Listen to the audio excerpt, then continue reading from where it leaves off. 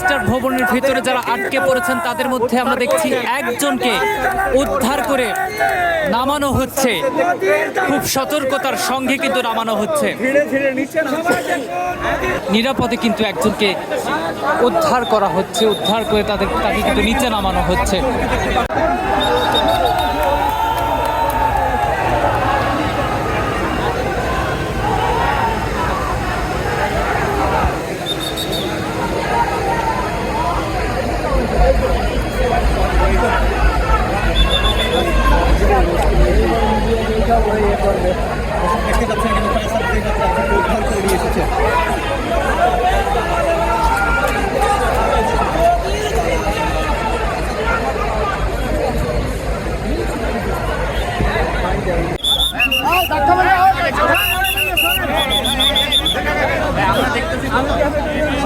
ওকে